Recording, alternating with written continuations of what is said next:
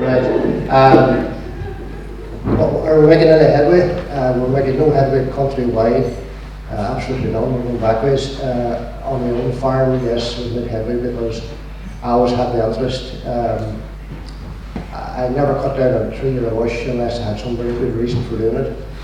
A neighbour and friend of mine expressed great excitement. He said he loved when he cut down a tree to hear the crash it made when it hit the ground.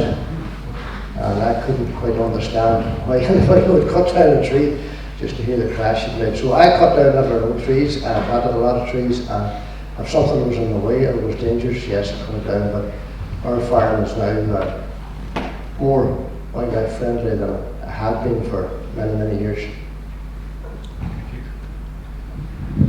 I've forgotten the question. Is it a challenge? If you're winning or losing? Winning or losing. Probably actually very similar to Boyd that, yeah, I mean, I guess I find it, not to be facetious, but it's almost not difficult to not damage nature, because if you just don't do anything, you know, if you don't harm it, it will come, it will be there. It's hard to farm in it. Sometimes it can be tricky to find that balance and for us to develop the understanding to farm with nature. Because I think that's there and that's possible, it's just about learning it. But I think we're winning on the farm. Our farm, we had just green fields when we took over, there were nice hedgerows, but we see new species, and we're small, really small. But we do still see new species coming all the time, extra birds, insects, flowers, different specimens. But nationwide, it's a bit grim, sorry. Hard question to answer. I think in some cases winning, and in some cases losing. It depends on what species you look at. Definitely more insects and things around on our farm, but when I was young it wasn't hard to find a curlew.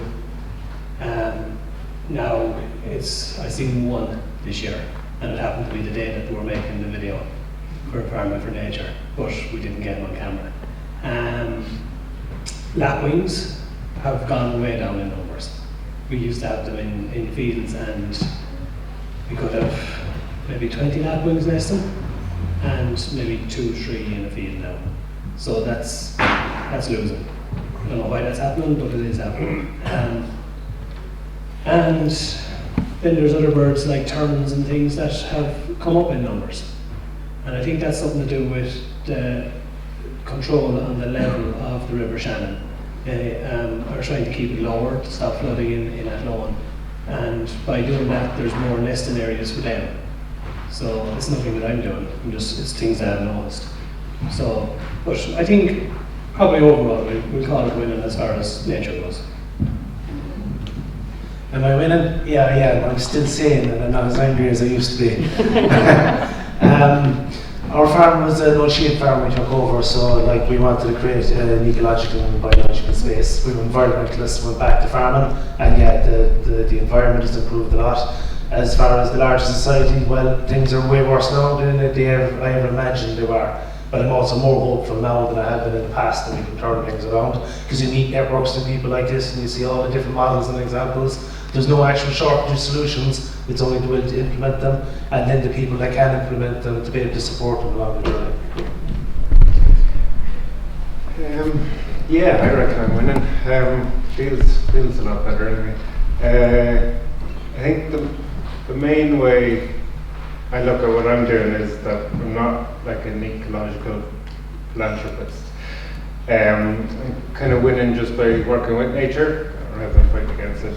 It's a bit of a cliche, but just modelling natural cycles that are on, well, kind of suit my land, and it just works really well. So leads for an easier life, nicer farm, nicer environment, and a little bit more profit, I would say. So I think that's the key to sustainable farming in one sense. Like the farmer has to be sustained as well. So yeah, I think it's a really easy win if you can work with nature and be economically viable. So. Yeah, like many of the others have said, for the land that we have, which is a challenging, we have an upland hill farm. I mean, it looks brilliant, you know, and for the methods that we use, it's definitely working for us. Sometimes it's hard to explain what you do to people who don't, you know, when they think of a farm, they think of loads of tractors, loads of sheds, loads of, you know, fertilizer, you know, it can be hard to explain that to the wider world. And in that regard, I think sometimes there can be a lack of understanding and a lack of positivity outside your own experience. But for ourselves, absolutely, we're very, you know, we're delighted with the way that we found to work with the land that we have. Absolutely. Tell me more. What kind of help do you need to do what you do? Because I'm sure there's a huge strain, financial strain, emotional strain, sometimes stress. So, what kind of help can you get, regardless of where it comes from, to do what you do and do more of it? I suppose, you know, definitely the use of media in a positive way towards what we do. I think definitely at policy level, you know, when the goalposts change with the department, or you know, that can be challenging.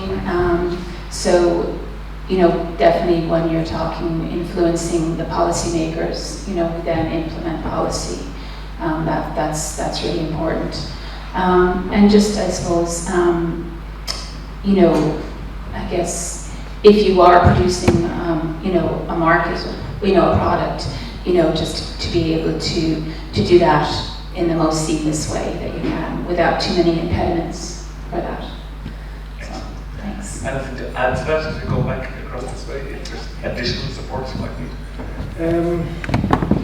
I'm not sure if this is really answering the question, but like obviously Burn Bio is such a cool model, and but it can be kind of a stifling model in a way, because you go, oh look, what they're doing is amazing, you're replicating kind of a traditional method or whatever, and you try and translate that back to your own farm. You go, well, I don't have a limestone, you know, upland, so it's about maybe getting the message across stronger of the process, to having a look at your own farm and seeing what the strong points and what the weaknesses are, and learning, I guess a way for anyone to look at their own farm and go, how do I make this work? And I guess it's a design process in one way, but. And how can it be helped to do that then? Or what kind of help do you need to make that happen? I don't know. But like when I came down here 2 years ago, and I was blown away by what was going on, and it took me a long time to actually realise that it wasn't the actions that were happening, it was more the thinking behind it, and to be able to transfer that onto your own ground. It's a shift, but again, I don't know how that. No, that's a great answer. Thanks very much. I suppose one of the biggest steps would be obviously finance, long-term loan, 0% return, that kind of stuff. But ultimately that we're not viewed on the farms as simply economic units, that the kind of stuff we do when we're biological or ecological, or we're farming for nature, they're adding other values to the community and society, and that our legislators and our policy makers, when they talk about the environment and they talk about sustainability and food security, which they don't talk about, all those things need to be included in the value of what we're doing. So we're not just economic units, we're not just producing a commodity, we're there, we're building the core of a community, and we're trying to keep the biology and the ecology alive, and trying to build the community back together again around food. But that isn't the priority, so it's important that the outside systems that we have to deal with recognise that, and that we can be appreciated a little bit for us. And not that we need to be appreciated, but it's hard work and you need support and you're fighting all the time. Whereas you could be investing an awful lot more of that energy back into working with nature, as opposed to trying to fight because you have an opinion that nature has a value, whereas it's not seen in the larger not necessarily the community, but then in the larger regulation and policies that you're having to deal with. And do you think this is what Eileen was saying before about like promoting in the media or getting the story out more, or is it something more than that? It is, but it's about the public need to be educated because we become disconnected from our food. But again, that didn't just happen, that's through legislation. It needs to happen across the entire society, but I think the whole climate change issue and the loss of biology is now why we can sit down and talk about this. Like we were talking about the environment and climate change and transitioning for 10 or 12 years, but the last 3 or 4 years there's more of a receptive audience. It's fantastic the last 2 or 3 months after the Family for Nature, instead of annoying people talking about the environment and nature and what's wrong, what we can do about it, people are coming and talking to you. So that's excellent. And as you promote that more and more people are asking questions, and all the farmers have prepared fantastic models for it. And farmers work best by being able to look over the ditch and see how something is working and adapting it, but then help those farmers do that either through financial supports and then by making the fact that if they want to change what they're doing on the farm to more natural systems, they don't have a whole load of regulation and stuff to be able to deal with them. Great, yes. I think what I would like myself is somebody that was educated and knew what they were talking about to come out and look at each habitat and be able to maybe identify things that you don't notice and tell you maybe where you're doing something wrong or where you're doing something right or where you can improve on something like that. Okay, because it's technical support, yeah. Thank you. Yeah, pretty much. I mean, there's not much left to say. There a few things come to mind. One is we seem to fall because our farm is so small and it's also unique. You know, we're 9 acres, so we don't have 10 acres over here for nature and we farm on the rest of it. You know, our native woodland is interspersed with where we grow crops understory. We have you know, pollinator patches blended in with our orchards, and so accessing supports can be quite challenging because often you go onto the department's websites and it says, so you know, what do you grow in this 9-acre parcel of land, and they give you apples, potatoes and whatever. We'll grow 50 or 60 different things in there.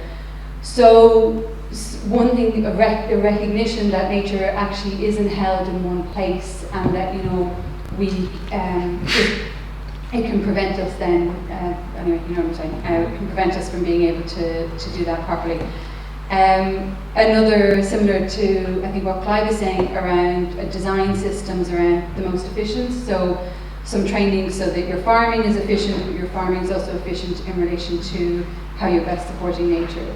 So sort of a combination there of what Mervyn was saying around having someone come out and give advice around, okay, look, these are probably the most important aspects of your farm.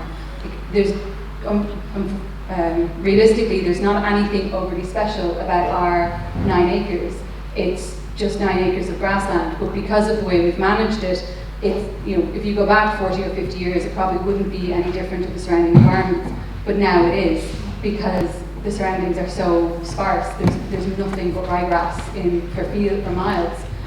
And then finally, yeah, media consume, like the last few weeks have been very interesting for getting phone calls, people asking, oh, what you're doing is really interesting, and getting involved, but raising that awareness further, and because, if you're farming, you have to become an expert in so many different ways, and then you're managing a business, so you've got more expertise, and then on top of that, you're about social media communications. So someone to take some of that pressure off, and then up finances. Everyone needs finance, but it's definitely important. Well, that doesn't leave much to be said, I suppose. PR, yes, definitely. Try and get the message out there, because I was amazed that whenever our video went up, the response I got from, we'll call it the general public, maybe not my farming neighbours, but the general public, was unbelievable. Messages of support and signs of interest from all walks of life and all over the country. It was really a very pleasant experience, I'll have to say. So PR, yes, get on with the PR. And if there's ever any change to be had in environmental schemes, do away with this, pay everybody for everything and nobody does nothing. You must get a results-based type of scheme. I told somebody earlier today that I am aware of a farmer in Ross, not too far away from me, There's not a stick left in the farm. It has one tree. It would have been the sycamore tree if you hadn't cut most of the branches of it. And there's 15 nest boxes on the one stump of a tree. And he's getting paid for that, and he's supposed to be a nature-friendly farmer. Question for you, and then we'll go to the audience for a few quick questions. So you guys are on the right path in a sense, as we see it anyway, and I know we're biased, but your neighbours, how can we go about influencing people, other people? We're not saying they're doing anything wrong, but how can we encourage them to farm more for nature? What would, give us a few tips or suggestions as to what we could do in that regard. Sorry to put you on the spot again. Well, getting back to the environmental schemes, most of my neighbours are in glass. And to be honest, they don't know the difference between a blackbird and a jackdaw. There's something wrong there. There has to be some kind of information put out as to what they should be doing. And having put it out there, and they have agreed to do X, Y, and Z, there must be some kind of system whereby someone ticks off on X, Y, and Z after a year or two and see that what they're getting paid to do, they actually turn around and do. Because at the moment it's just a farce, the system we have. So better programs and better monitoring of those programs. Yeah, I would agree with Boyd as well. I thought about this a lot. We're probably seen as the hippies down the road, and actually they're not hurting anyone, they're grand. But I think as our business model evolves, like it's, I think developing anything as a farmer is slow because you're working with time, and if you don't have patience, you're going to crack up. So if you learn a lesson 1 year, it's another 12 months before you can actually put it into practice. So I think once we've established that, look, we can actually make a living out of even something this small by managing it in a particular way. I think that it's often the proof is in the pudding with a lot of people, because people are afraid to make the shift, because there's not just the mental shift, but there's a practical as well.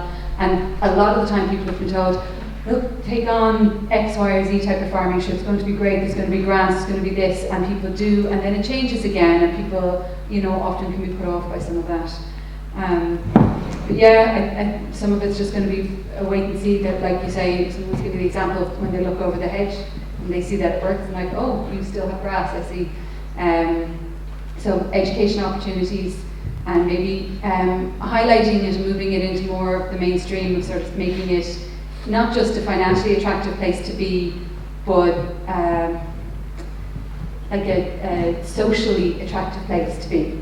That, like Boyd was saying, he was getting a lot of comments and support to the idea that if there is social support out there for it, that can hopefully move people along as well.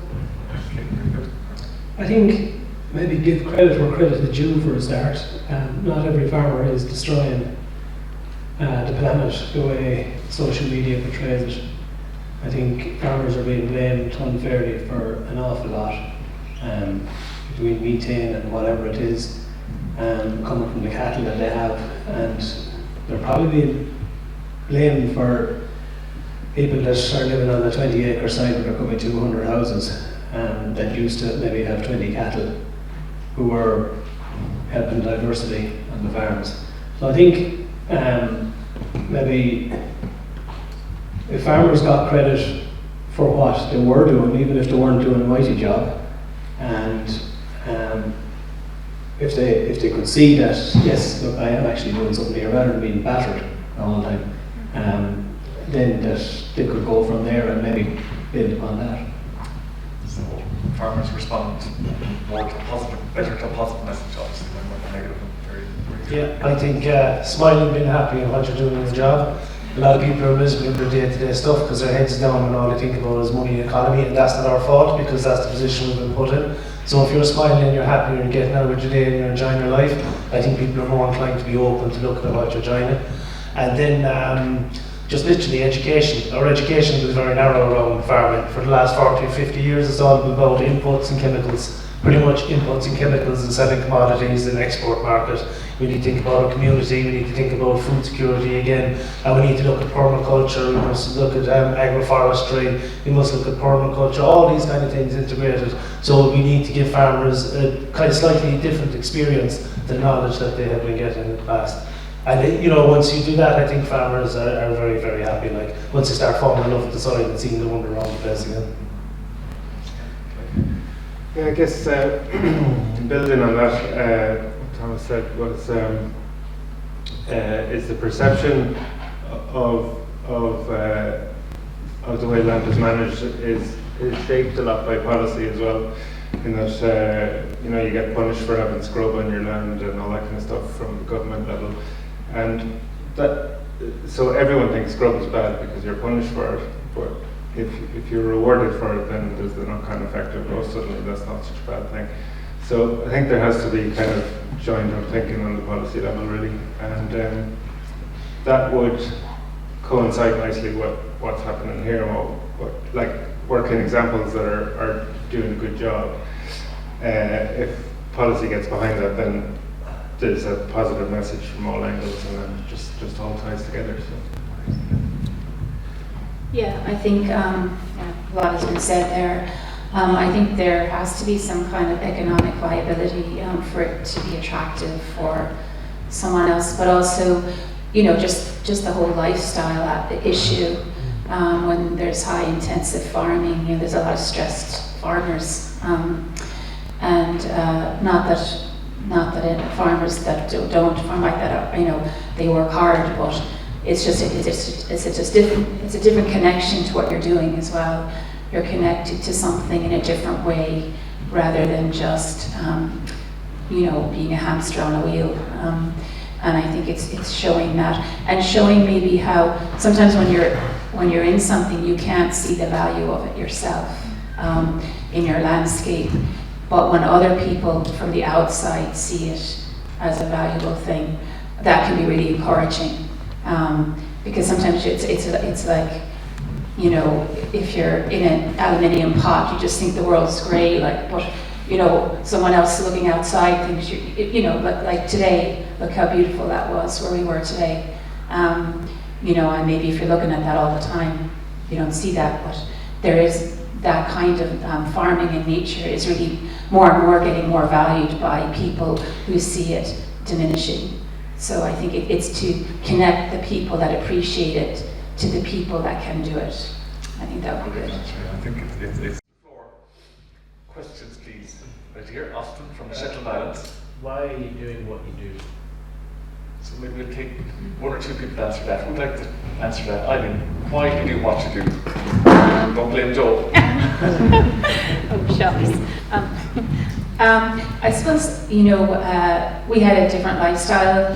We were living in New York City. I'm from New York, and so, you know, a good while ago we decided to come back. My husband's Irish, so I'm from Brooklyn, so I'm like Brooklyn, the sequel, She Comes Back. So, we know, I suppose we lived in a different environment, and we just, you know, I guess there's a lot of freedom, you know, it's kind of cliche, but there's a lot of freedom to being close to the land and just going out and checking on the cattle. And I don't know, like I suppose my husband could speak better on this than I can, but you can learn an awful lot from the landscape. It can be such a metaphor for lots of other things in life. It sounds kind of dreamy, but it's true. And I suppose it's just great satisfaction to see, you know, an animal born and then thrive on your farm, and then maybe go into the food chain and nourish another family or whatever, you know. So that's great. It's, you know, it's very healthy. So that's kind of what we're doing. Great answer. Brilliant. Yeah. Well, the alternative is grim enough. So that's why I do what I do. Yeah, no, my farm is great now. I love it. And I direct sell my beef, so it's a nice. There's a whole synergy there with the soil and the customers, and even growing up, I remember we were a dairy farm when I was growing up. we used to drink our own milk, and we used to bring on our bull calves to stores, and then we sold them, and then we used to buy beef, and I was like, it's mental, like, why don't we eat our own beef? And like, there was practical logistics of a small family, and we weren't going to eat a whole animal, but yeah, just little things like that didn't make sense to me, and just quality of food, and quality of nutrition, and all that kind of that's what drives me on, and just again living in a lovely environment as opposed to one that's covered in nitrogen fertilizer is fantastic. So. Yeah, I suppose that we do it because to give hope. Like, we're in big trouble. We have a convergence to crisis. Our environment is failing all around us. So as custodians of the land, we need to be minding that space. If we want good healthy food and healthy communities, and good healthy people and communities, we need to be producing good healthy food, not just the cheapest possible thing.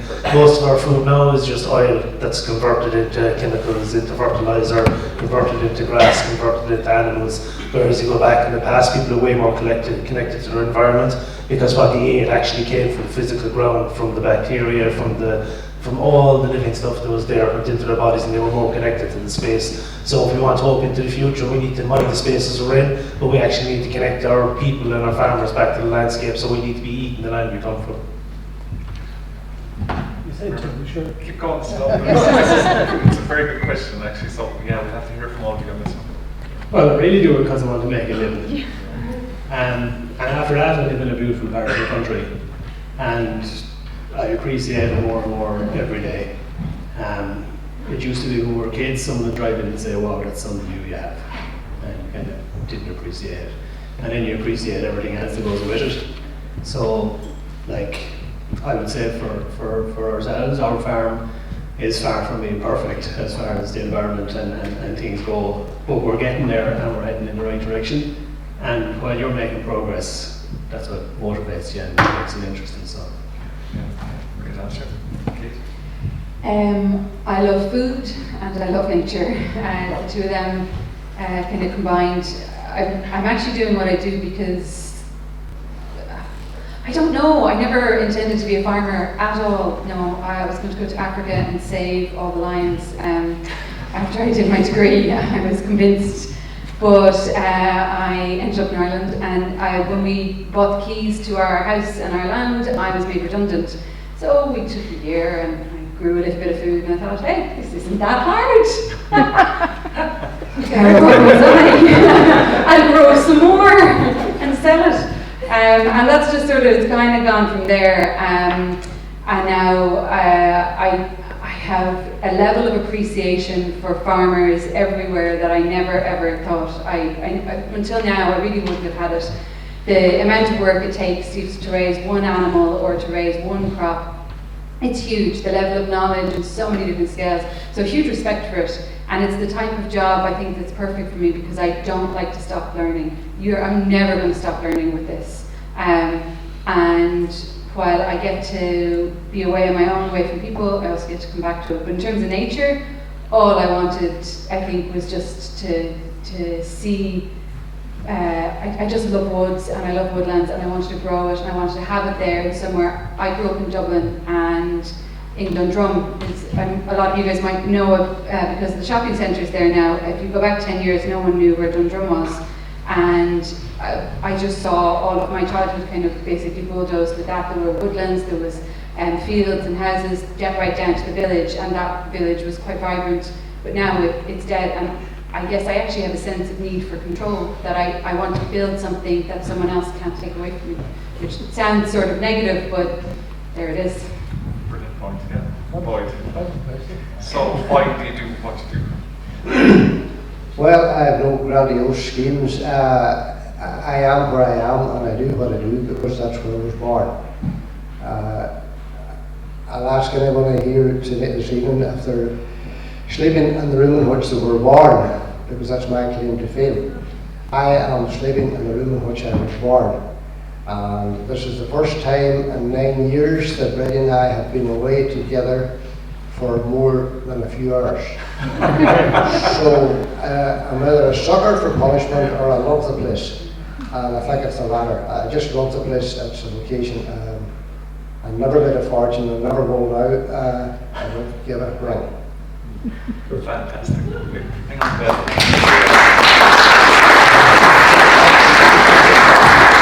Fantastic answers, I think, from all of you. Next question. There's a couple of hands up there before, but I can't go down yet. Mark Rollins. If this is a movement, if you're part of a movement trying to do things and have more impact, who else is in the movement?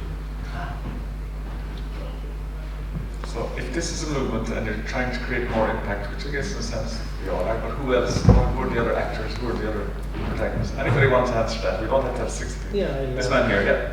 Pass it over there, boy. I think the movement is happening across the board. Like in Kerry, we have Transition Kerry, we're working on that for 10 or 12 years, community groups. You have the tiny town groups, you have like groups and communities all over the country that are trying to build up the place that they live. So there are, it's a big, there's like Tallaght Bio, there's loads of different organisations around the country in small bits that are trying to do a part. The thing is to build a network and connect all those organisations together. Yeah. So I think that the movement is everywhere, and it's more of an evolution than anything. And it's not even an evolution because we're really only going back to remember how connected we are with nature and life. So the movement is everywhere. It's every person that's here. Yeah. Obviously, it's just not big enough yet, and there isn't as much momentum. So is everybody an okay answer? Can I just say one thing? I just think that sometimes we have to be careful because yes, maybe it is a movement, but not every single farmer wants to be part of a movement. Sometimes we just want to farm well, and you just want to do a good job and essentially, do better for nature than you can. Yes, I would have contradicted you, except you said if it's a movement. So the EAPs, have you any information on the EAPs? We've just started an EAP in Lishoon up where I live, and I've been accepted onto it. I don't really know much about the rules and regulations, but I think that's a step in the right direction. Yes, I think you'll be making a lot of the rules and regulations for that, which is good. Okay, last one or two questions, please. Yeah. It's a question on, Thomas, you sort of alluded to it, Kate talking about wanting to build something for the future, and Boyd about being born in the room that you live in. My daughter and I would be the 9th and 10th generation that we know of on the farm. My great uncle would have said the family went back 600 years. And I know that when I came over, it was never my intention to stay in Ireland. But going up onto that mountain, something reconnected that had been lost. And I think, Clive, you kind of spoke about being disconnected from food. But I think there's also this whole thing, when we're looking at farming for nature, there's our human nature as well, that a lot of us are connected to soil. And a lot of us are connected to the earth, and we've been disconnected from that. Now, the question I was going to ask then is, where you have these long intergenerational relationship with a piece of land, what effect does that have perhaps on how you perceive your land?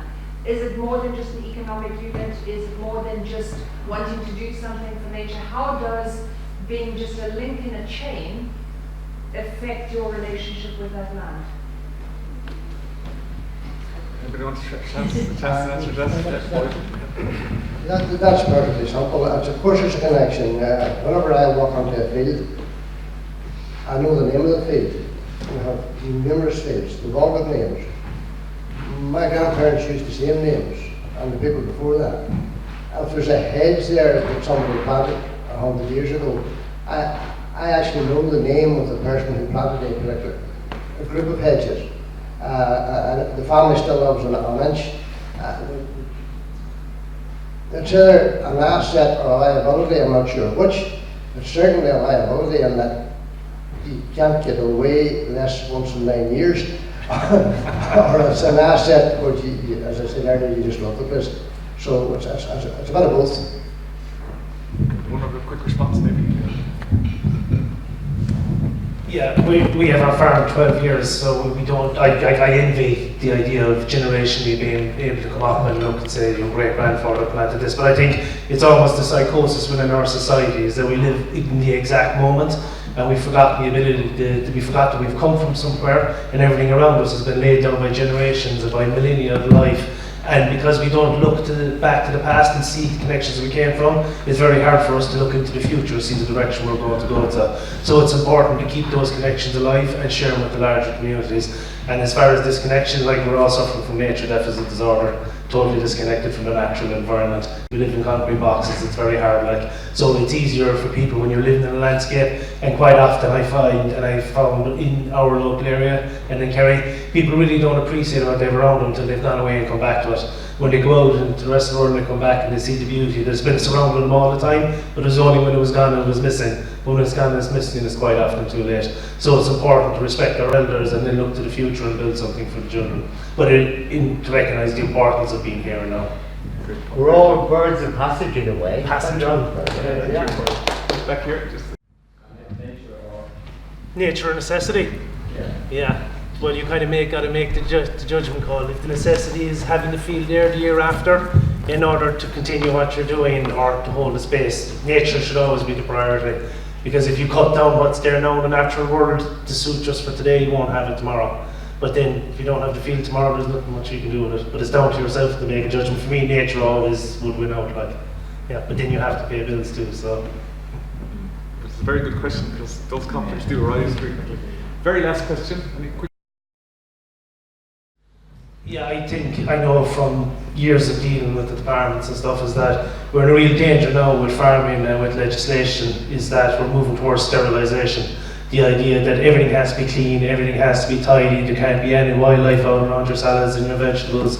So it's important to reconnect not just our communities but our legislators with farming and with nature, because again, they're working in boxes, they work on figures and numbers, and ultimately when they're making decisions at that level, it's all monetary.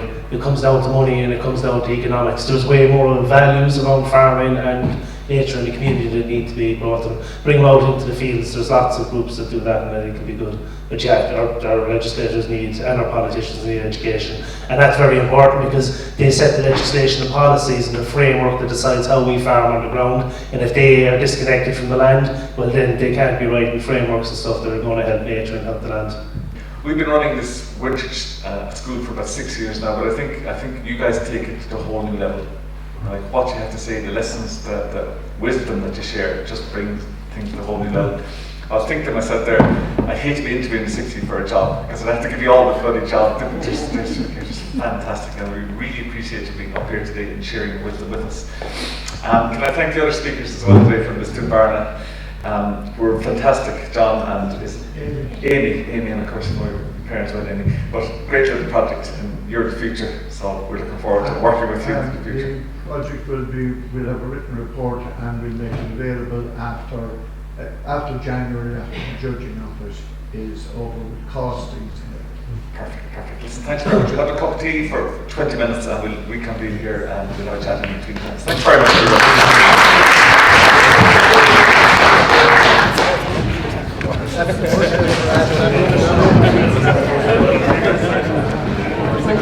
Thanks.